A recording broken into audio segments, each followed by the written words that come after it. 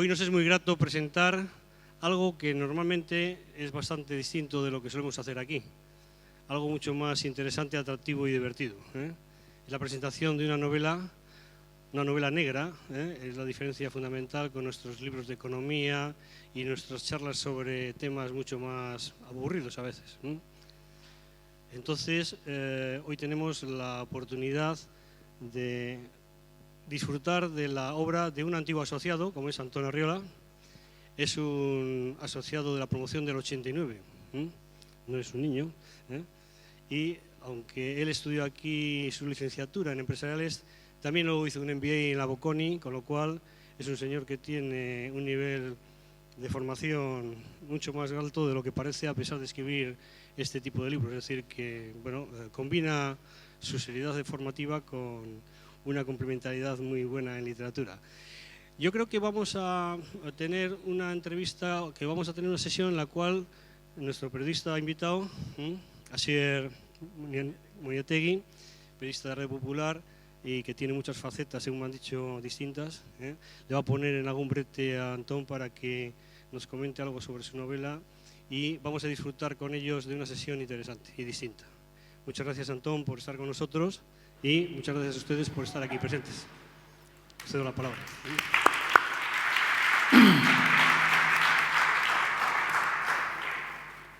Bueno, pues muchas gracias a todos por venir a la presentación de El Negro y la Gata. Quería también agradecer a Deusto Business School por cedernos este magnífico espacio.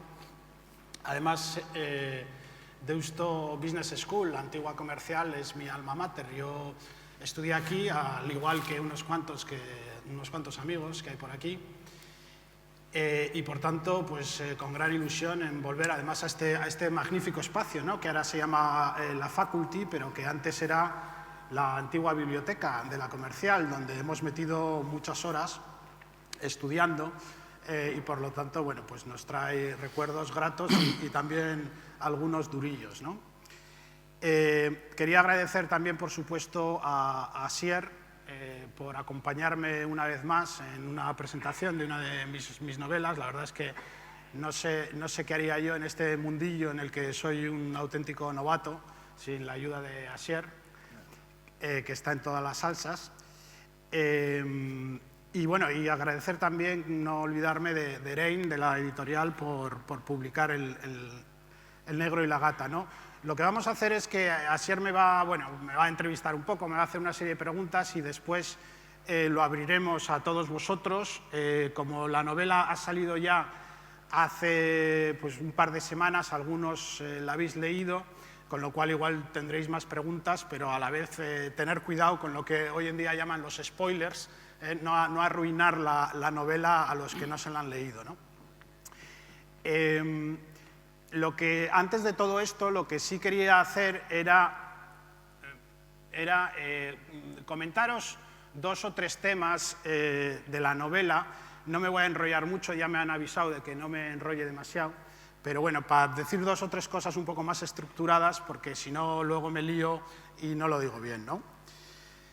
Y lo primero quería comentaros por qué he escrito una novela negra, ¿no? Porque supongo que esta es una novela negra, aunque en realidad, en principio, yo no tenía la intención expresa de escribir una novela negra, ¿no? Yo en realidad quería escribir sobre las tribulaciones de un sacerdote que no cree en Dios, que además tiene un amante, y a través de estas tribulaciones quería reflexionar un poco sobre la incoherencia, ¿no? Pero no como algo criticable o deleznable, sino como algo muy humano, ¿no? a lo que todos nos vemos abocados en muchas situaciones, ¿no?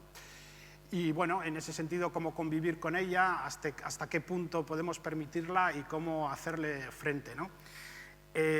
Y me parecía especialmente interesante la incoherencia en el contexto de la actividad profesional, porque es una actividad esta en la que muchas veces nos vemos forzados a jugar papeles que pensamos que no nos corresponden o que no son propios, ¿no? Y al final el sacerdote, entre otras cosas, pues el sacerdocio es un trabajo más, ¿no? Me parecía interesante la posición de incoherencia de este cura que no cree en Dios y, sin embargo, ejerce su función porque cree que es una función pues, socialmente importante, ¿no? En cualquier caso, decía que la novela negra no la busqué, sino que me salió un poco, ¿no? Pero sí debo tener cierta tendencia a la novela negra, a este tipo de relato, porque también en mi anterior novela, La travesía del Boga, usé cierta estructura bastante ligera, pero una estructura al fin y al cabo de novela negra, sin tampoco en aquel caso buscarlo, sino que me salió, ¿no? Recordaréis que había 2 asesinos metidos en un velero. Y esto puede deberse a la moda de las novelas negras o a que todos tenemos, digamos, este esquema metido en el cerebro, pero también se puede ver simplemente a que la novela negra es un concepto tan amplio que abarca casi todo, ¿no? Porque no estamos hablando aquí de un esquema clásico policíaco, el del detective escéptico, alcohólico, mordaz, bueno, la novela del mundo profesional del crimen, ¿no? Como la definió Chandler, sino simplemente de la intriga, del misterio y de la muerte o la posibilidad de muerte, ¿no? Y este es un esquema tan amplio que no solo incluye a los típicos escritores de novela negra, como aquí pueden ser pues, Vázquez Montalbán o Lorenzo Silva o los clásicos americanos, Chandler o Hammett, sino que incluye también a escritores tan variopintos como puede ser Allan Poe, como puede ser Chesterton, como pueden ser Borges o Umberto Eco, ¿no? Al final, El nombre de la rosa, que todos conoceréis, pues es una novela negra, ¿no? Y bueno, esto salvando las enormes distancias entre todos ellos y este humilde autor, ¿no? Pero, por tanto, misterio y posibilidad de muerte, ¿no? Estos creo que son los 2 parámetros clave y son tan universales y nos afectan a todos de una manera tan honda que no me extraña que la novela negra esté de moda, ¿no? Este relato es lo que algunas editoriales podrían llamar un thriller de baja intensidad, ¿no? Que en principio suena un poco mal, pero que yo creo que es un ritmo que da espacio a desarrollar los personajes, ¿no? Y a desarrollar, perdonad que de vez en cuando me sale aquí un anuncio de la universidad. Bueno, como decía, a desarrollar los personajes, sus relaciones, a ahondar en su mundo interior y a introducir reflexiones que en este caso de esta novela pues versan sobre la religión, la amistad, el compromiso, la búsqueda de un sentido, el amor o la incoherencia, como comentaba al principio, ¿no? He tratado también de evitar un relato con demasiadas peripecias que rayaran lo inverosímil, ¿no? Por el contrario, he intentado atenerme a una historia que quizás podría pasarle a cualquiera, a pesar de ser muy sorprendente, ¿no? Y de hecho, 2 de los elementos, 2 de las subhistorias más importantes que se cuentan en la novela son muy sorprendentes, pero son verídicas, porque son historias que me contaron un par de amigos y que ocurrieron en realidad, amigos que alguno de ellos está por aquí y puede dar fe. Bueno, hablaros un momentito del protagonista, ¿no? El padre Azurmendi, ¿no? La novela está situada en el año 2000, pero a través de flashbacks se narra el paso de Azurmendi por el seminario en los años 60. Luego podemos hablar más de eso porque este señor también pasó por ahí un poco más tarde.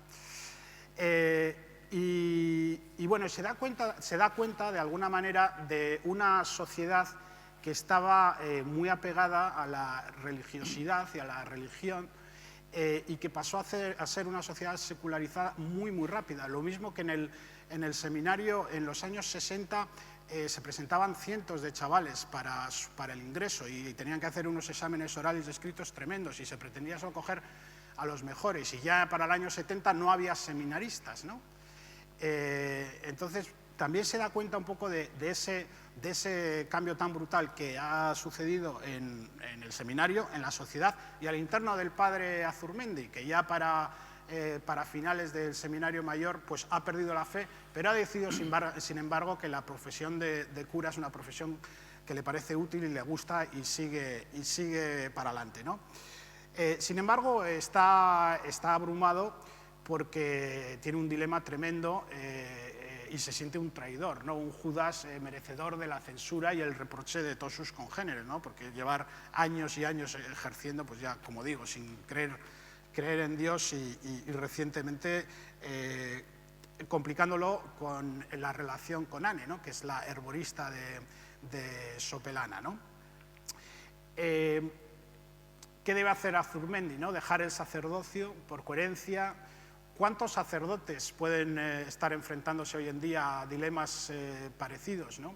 Esta es, por cierto, una reflexión en el aspecto de la relación con Anne, que los mismos jesuitas, ya que estamos en una casa jesuita, llevan ya 30 años o más, desde la época del padre Arrupe, haciéndose, ¿no? ¿Cuál es el papel, por un lado, de la mujer en la Iglesia y, por otro lado, pues que el cura, digamos, pueda tener una relación de pareja, ¿no?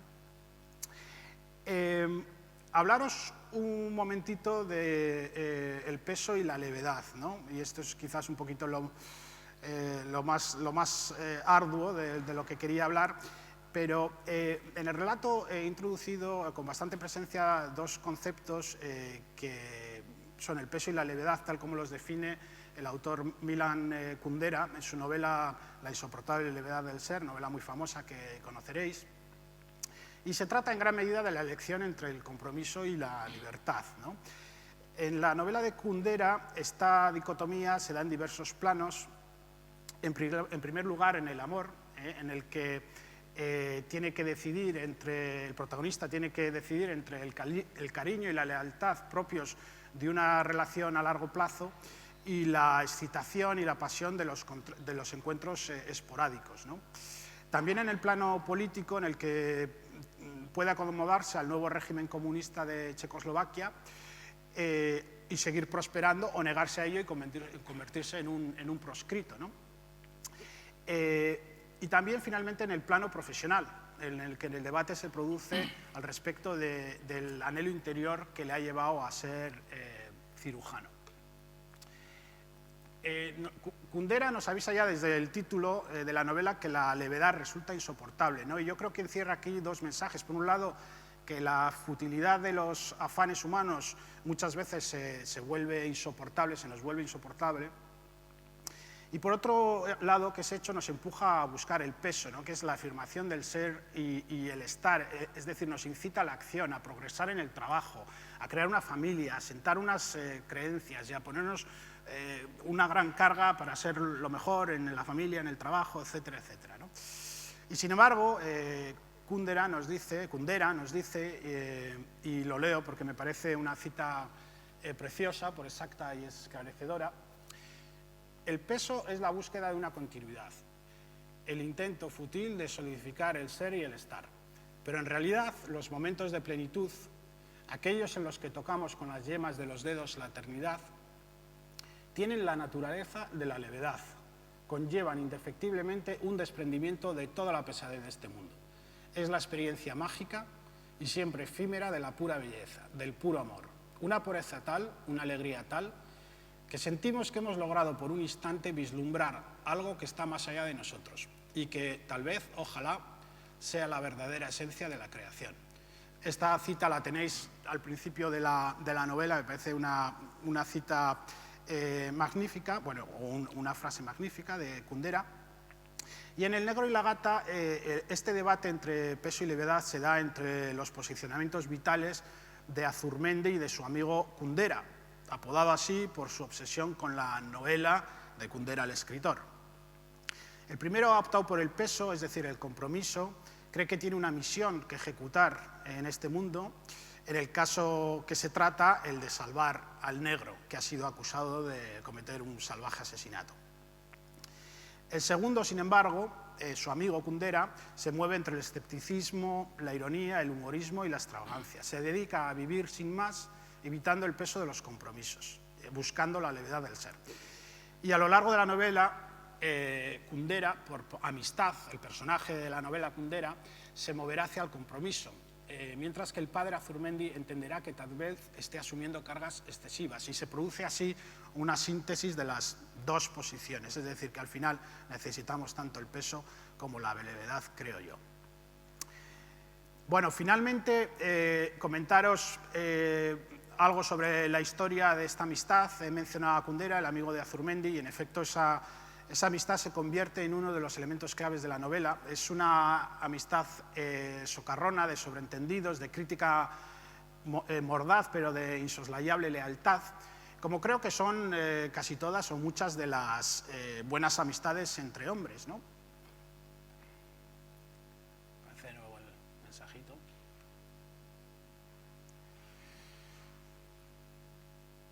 Y sus conversaciones, que ocurren todos los sábados en la sacristía a las 10:30 de la mañana desde hace 15 años, pues dan pie a muchas de las reflexiones que hemos ido comentando, ¿no? Y con el transcurrir de la novela, los dos amigos se irán involucrando también en la investigación de este salvaje asesinato, cada uno por sus propios motivos, hasta decidirse a marcharse juntos a resolverlo a Máncora, que es un pueblecito del lejano oeste peruano, a orillas del Pacífico, y os aviso ya que allí lo van a pasar realmente mal, ¿no? Bueno, yo he querido acabar con la relación de amistad entre estos dos hombres porque la novela siempre te lleva, es cierto eso que dicen, que la novela te lleva, tú intentes dirigirla, pero te va llevando, ¿no?, a sitios insospechados, ¿no? Y en este caso, esta amistad entre estos dos hombres pues ha sido la sorpresa mayor y más grata que me ha producido la novela, que espero que disfrutéis. Y eso es todo en cuanto al rollo, y ya pasamos a la...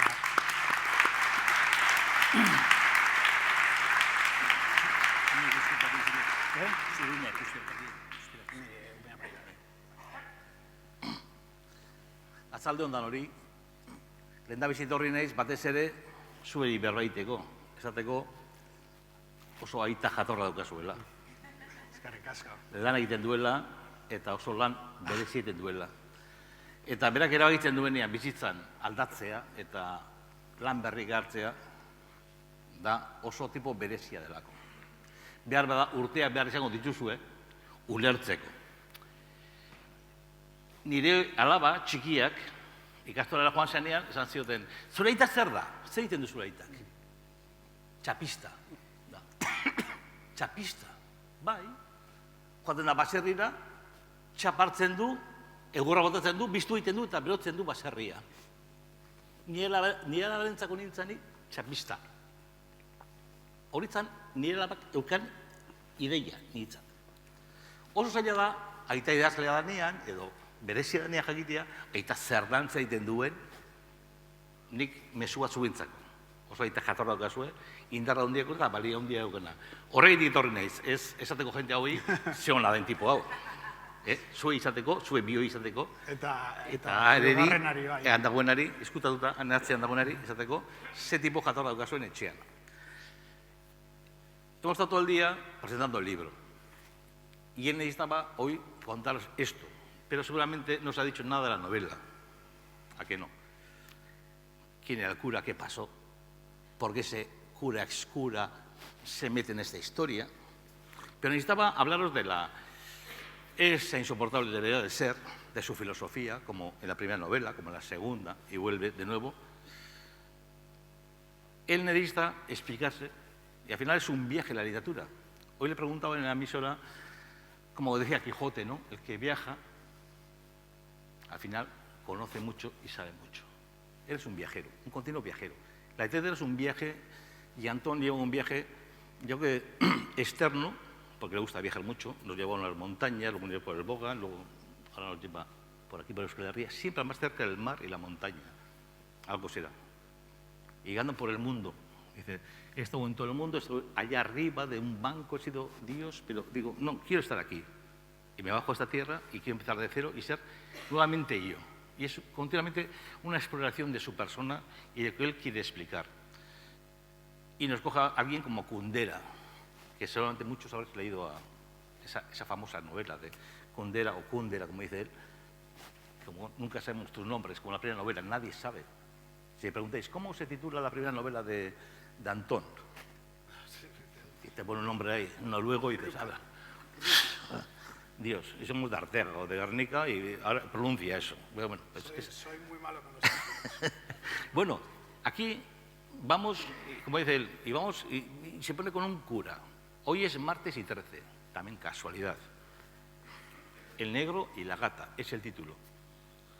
¿Qué pasa? Yo hoy les decía, cuéntales qué pasa en la novela. Es decir, hay una novela negra que es solamente el revestimiento de toda esta filosofía que nos ha contado, que es lo que él quiere contarlo y leerlo porque no quería... Todavía tiene el tema de los números, quiere ser exacto en lo que dice y lo que cuenta, no quiere fallar en nada. Entonces yo, ahora la primera pregunta te diría, no pregunta, cuéntanos un poco cuál es la trama de esa novela. Es decir, hay un señor que es capellán en Basauri. Sí, bueno, primero decir Cuéntanos un poquito. para los que no habláis euskera que lo que les ha dicho a los niños, porque claro, yo siempre digo que les traigo, porque siempre me están diciendo que no entienden lo que hago, ¿no? Y eso cuando están de buenas, porque cuando están de malas enseguida dicen que es que no hago nada, ¿no? Entonces, bueno, les traigo aquí pues para que vean que no sé, que no sé si esto es hacer algo, pero bueno. No, la novela, a ver, el protagonista es el padre Azurmendi, que es un cura, como os he dicho, peculiar, y que por este afán de ayudar pues a la sociedad en general y a sus amigos en particular, se ve impelido a esclarecer un asesinato del que han acusado a un amigo suyo, expresidiario, porque este cura también es capellán de la prisión de Basauri y ha conocido al negro, que por cierto no es negro, es un apodo simplemente, es un chico de la calle San Francisco. Y en esta ayuda se va involucrando en la investigación, pasa un montón de peripecias y de peligros crecientes, primero en Sopelana, y finalmente la investigación le lleva hasta este pequeño pueblo del que hablábamos en el Pacífico peruano, ¿no? Y esa, digamos, es en términos generales la trama, ¿no? En esa trama, de repente, pues tiene una persona con la que se va a relacionar, que es una que tiene un tema de jardinería, de flores, y a este cura, aparte de ya ponerle que va a renunciar a su creencia, ahora un ex seminarista, le echas una novia, un amante. O sea, ya... Y eso estamos a una semana del día del seminario, que por casualidad después de muchos años han consagrado 3 curas. Pero bueno, tú vas aquí redundando un poquito el tema y le pones encima una novia. A ver, sí, ¿cómo los quieres implicar? Es una novia, la verdad es que atractiva, interesante.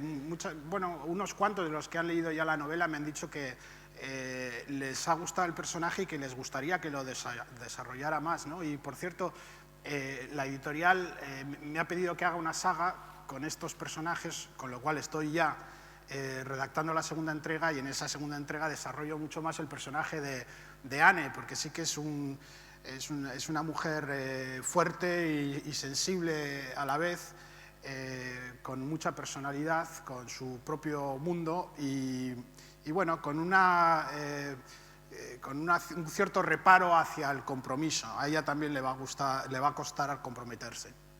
El seminario en los años 60 es algo importante en Euskadi, bueno, en Euskadi Herria en general. Hoy, mientras hacíamos la promoción, le decía, mira, Antón, ese que va ahí es Pachi Bilbao, ese que estuvo en Zamora, de lo que hablas en esta novela. Y nos encontramos, te dices, esto es Bilbao, encontrarte con los personajes de tu novela en la calle paseando, ¿no? Y nos hemos encontrado con Pachi Bilbao. Decía, me acaba de llamar pues, otro cura, otro sacerdote, que es el cura de Canala, que había tenido también pues, unos atentados en Canala, le quemaron el coche, le ametrallaron, le quemaron la casa. Ese también estaba allí. Bueno, nos encontramos con esos personajes que son de esa historia. Luego dices, el seminario ha dado gente tan importante que incluso el actual Lehendakari, compañero mío de cama y de clase y de todo, todos hemos salido, o muchos hemos salido, del seminario de Derio.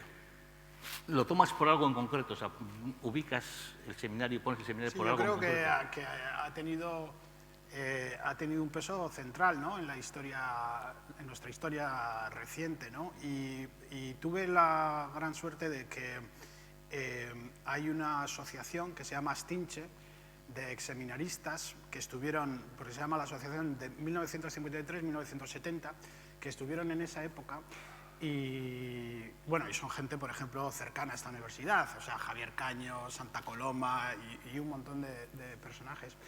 Entonces, este libro hicieron, no sé si he dicho, esta asociación hizo un libro de la historia del seminario y es un libro muy interesante porque básicamente son testimonios de exseminaristas con críticas, lo que funcionaba bien, lo que funcionaba mal, los que se salieron hartos, los que siguieron. Es muy franco y me ha servido para documentarme sobre ese periodo del seminario, pues me ha servido y me ha parecido tremendamente interesante, ¿no? Y todas las referencias que se hacen respecto al seminario, digamos que están ahí documentadas, ¿no? Y como decía ya de manera más general, como decía antes, pues me parece un periodo interesante en cuanto a la religiosidad, ¿no? Ese cambio brutal hacia una sociedad secularizada, ¿no? Y como el seminario, que de hecho el seminario es brutal de grande, y había otros 2 edificios que se estaban construyendo, que por cierto al principio iba a ser manicomio, o sea que lo que también asombra es que pudiera haber tantos locos, pero también asombra que pudiera haber tantos curas, y efectivamente de ahí se pasó a nada, que hubieran pues 4 seminaristas, ¿no? Y yo creo que en la sociedad, yo hace 2 o 3 años tuve que hacer aquí en la universidad un estudio sobre religión, y a algunos de los presentes os mandé el cuestionario, ¿no? Y era asombroso ver la diferencia entre los grupos de edades y que, por ejemplo, a nivel de la gente de edad de 18 años, había muchos que no estaban ni siquiera ya bautizados. Y la gran mayoría, lo de la religión, es que les sonaba lejanísimo. De todos modos, hay que decir que el tratamiento del tema religioso, vamos, nadie se va a sentir mal. Es decir, hay un respeto continuo sobre tanto el personaje del propio cura como del tema de la creencia. O sea, en un momento atacas a la gente que... A mí era lo que más me preocupaba, efectivamente. Yo, bueno, todos intentamos ser tremendamente respetuosos con las creencias porque ese es un mundo en el que nadie tiene que entrar, cada uno tiene las suyas, ¿no? Y yo he intentado ser totalmente respetuoso, pero a la vez eso no quiere decir que no se pueda hablar de religión, ¿no? Respetándose, pues también se puede hablar de eso, ¿por qué no? Sí, la escritura siempre sale de una necesidad de responder a algo, de una cuestión que tienes dentro. En este caso, en las anteriores novelas hemos tenido la inteligencia artificial, otras veces un conflicto personal. Ahora, para ti, con ese Kundera, de alguna manera, ¿quieres responder a algo, a un conflicto tuyo personal, de la gente que cree, que no cree? ¿Qué es lo que querías? Bueno, yo diría que la carga personal es menor en esta novela. Tiene más peso la trama, creo, y he intentado aligerar esa carga personal, digamos, aunque la tiene, no es un thriller sin más. O sea, yo pretendo que los personajes desarrollen reflexiones, ¿no? Y sí me interesaba debatir el tema de la religión como tema, yo creo que interesante para todos, ¿no? Porque tiene un peso tremendo en la perspectiva que tenemos de la vida y la muerte, ¿no? Y entonces me parecía un tema interesante para elaborarlo, ¿no? Y bueno, y el tema del peso y la levedad, el asumir cargas versus la alegría de la levedad, pues también es un tema que me cae bastante cercano. Y creo que posiblemente a casi todos nosotros, ¿no? Porque tendemos a ser muy perfeccionistas y a echarnos cargas encima y estar siempre preocupados por la preocupación del momento, etcétera, ¿no? Y hay esa fuerza que nos lleva hacia el peso, ¿no? Y me parecía interesante la perspectiva de la levedad, que es una perspectiva pues, más oriental, ¿no? Más budista, ¿no? No desees nada y no sufrirás, ¿no? Y un poco la dicotomía entre estas dos, o el dilema entre estas dos posibilidades, digamos, y la necesidad al final de hacer un poquito de cal y un poquito de arena. A Antonio Arriola le cabrean los programas de televisión, esos banales, chorras y tal cual, entonces, claro, sí tiene una profundidad, pero claro, vamos a vender unos libros, ¿no? Sí. Es decir, hay un thriller en el que uno se va a divertir, porque claro, hay un asesinato, hay unos atentados, hay una investigación. Cuéntanos un poquito en cómo se van a divertir, cómo se van a disfrutar de esa novela, además de esas reflexiones que ya llevamos. Tú has dicho, no 10 minutos, llevas 40 hablando de las reflexiones. Vamos a intentar vender unos cuantos libros diciendo qué bien os vais a pasar leyendo este libro. ¿Por qué, Antón? Cuéntales. Ya os había dicho que ya me había hecho la bronca antes de hablar y ahora me la vuelve a echar.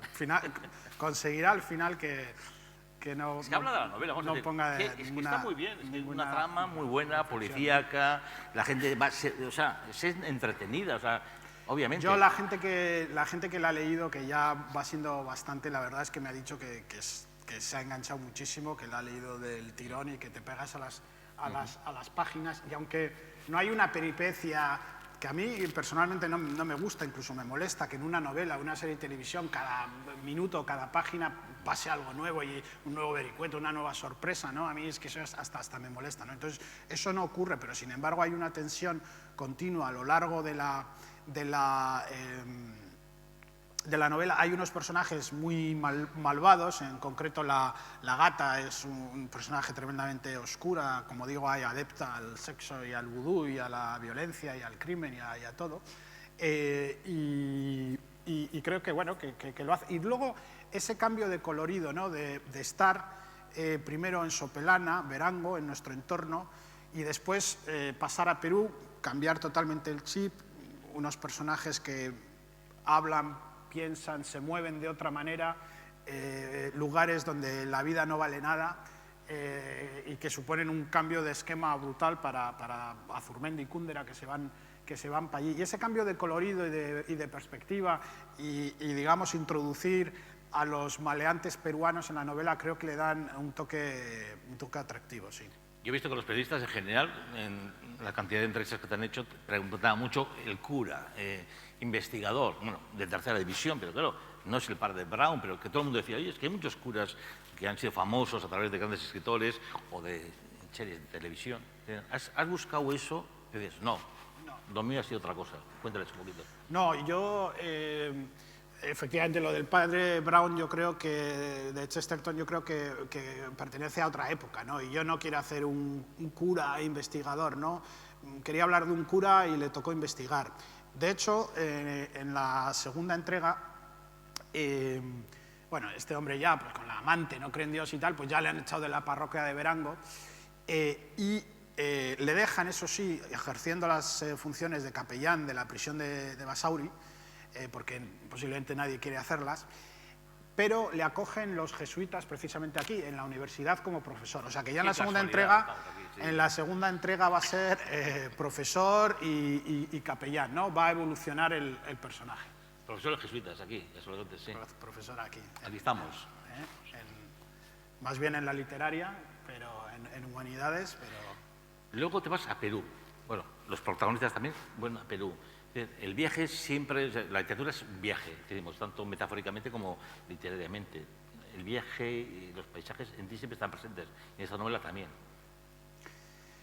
Sí, me parece que viajar es tremendamente refrescante, ¿no? Te abre otras perspectivas y es que te cambia totalmente, ¿no? Es la mejor vuelta de tortilla que se puede dar, ¿no? Te vas a Perú y es que es todo diferente y además más pegado a la tierra, más primitivo, más salvaje, más...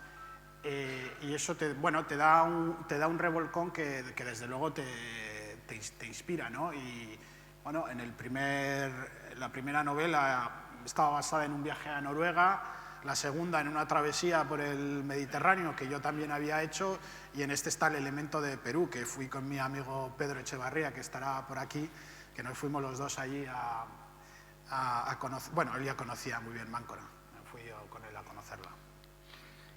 En la novela obviamente está el amor, el cariño, hay mil cosas, la amistad, sobre todo entre el padre y Kúndera, por ejemplo, y en esas relaciones, pero también está el amor, ese amor que va a seguir. ¿Piensas seguir también con ese otro personaje? Sí, la relación entre Azurmendi y Yane sí, va a continuar. Voy a desarrollar mucho más esa relación y voy a desarrollar mucho más el personaje de Anne, aunque bueno, mi intención es hacerla siempre una relación turbulenta, ¿no? Que son siempre más interesantes, ¿no? Con subidas y bajadas. ¿Por qué un personaje como tú, que ha vivido tanto y tanto en el extranjero, vienes aquí, vuelves a empezar, te gustan tanto los antihéroes? O sea, no te gustan los héroes ni los triunfadores.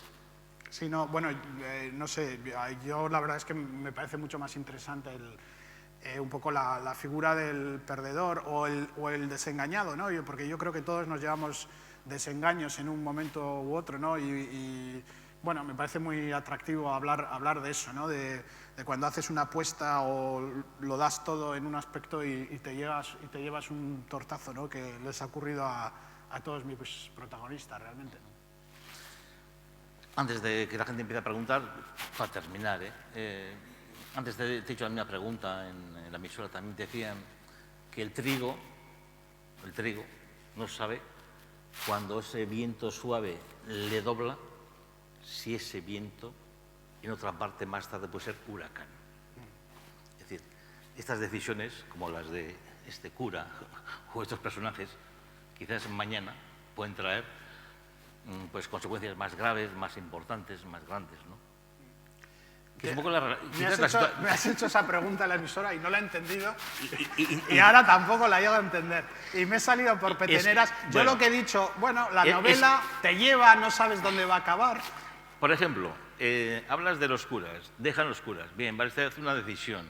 Llevamos ya 40 años sin curas. El otro día salen 3 y parece que es la leche, ¿no? Hablamos con Kundera de la levedad, del peso, del ser, es decir, la gente no quiere una sociedad en la que realmente el compromiso, ¿qué cojones? Yo quiero vivir, no me cuentes milongas. Entonces eso trae un tipo de sociedad X.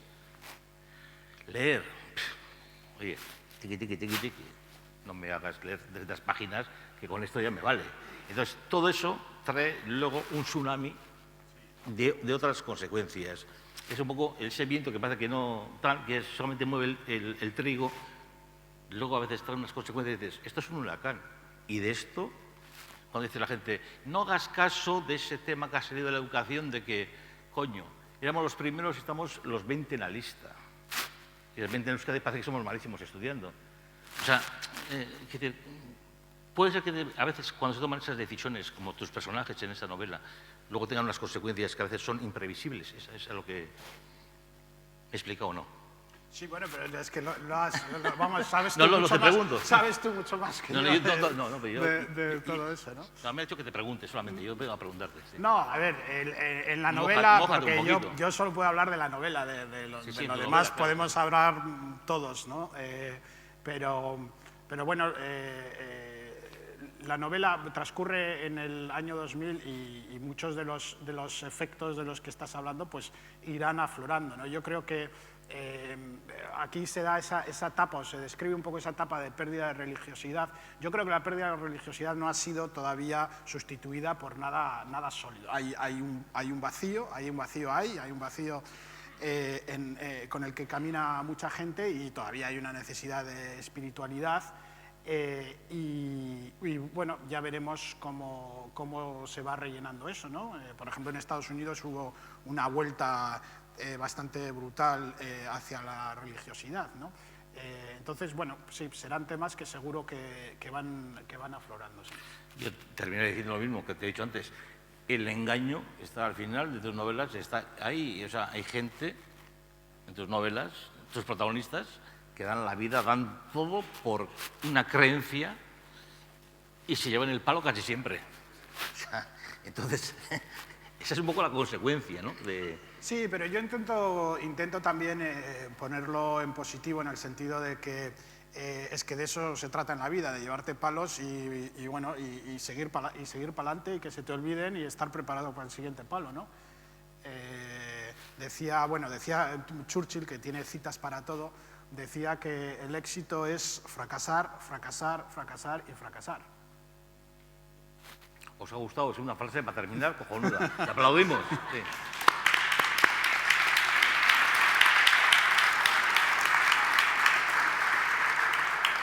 ¿Ondo guindado? Ahí está, ¿ondo guindado? Vale, ahorita. Bueno, si queréis alguna pregunta, ahora podéis aprovechar, porque luego creo que se van a invitar a un lunch aquí. Y es más, el personaje sigue aquí, va a ser jesuita luego, o sea que aprovechar, preguntarle. ¿Va con Robert? A ver, alguna pregunta por ahí. Una cosa solo, como algunos...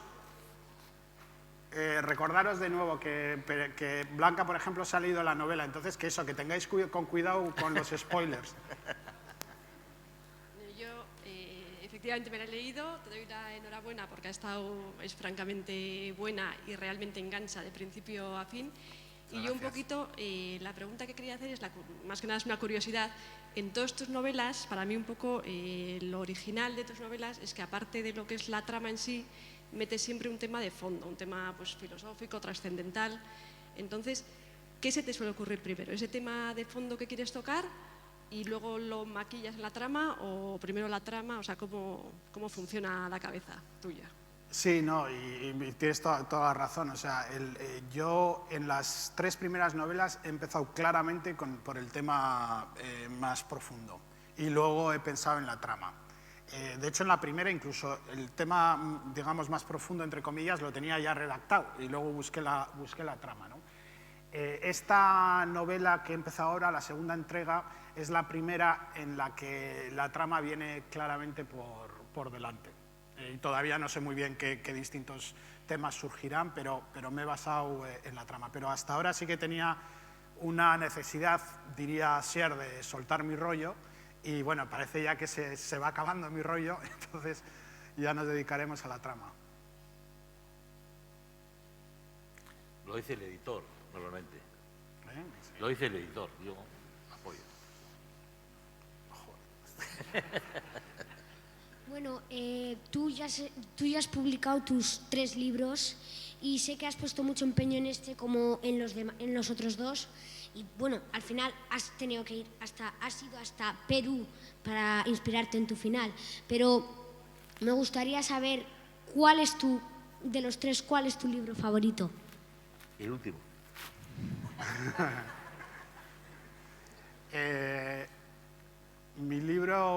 Mi novela favorita, por cierto, Antonchu, que es este que habla, ha escrito una novela también, que la estamos ahora editando. Y que está bastante bien. Bueno, que está bastante bien, que está mucho mejor que las mías, vamos. A ver, no lo sé, o sea, claramente el segundo o el tercero. Yo creo que el segundo es el que más me costó. La travesía del Boga me parece el más difícil, claramente tiene una estructura muy compleja, varias historias, un tema como es el de la inteligencia artificial y la reflexión sobre la inmortalidad, que, como decía antes, yo empecé por ahí, digo, ¿qué trama hago alrededor de esto? ¿Cómo invento yo una trama donde trate esto, ¿no? Que es futurista, pero a la vez no es ciencia ficción, vendría a ser lo que llaman ahora ficción especulativa, ¿no? Ese me costó tanto y finalmente pues salió más o menos, que yo creo que lo seguiría considerando mi favorito, aunque quizás desde un punto de vista literario, de mercado literario, digamos, este tercero esté más conseguido.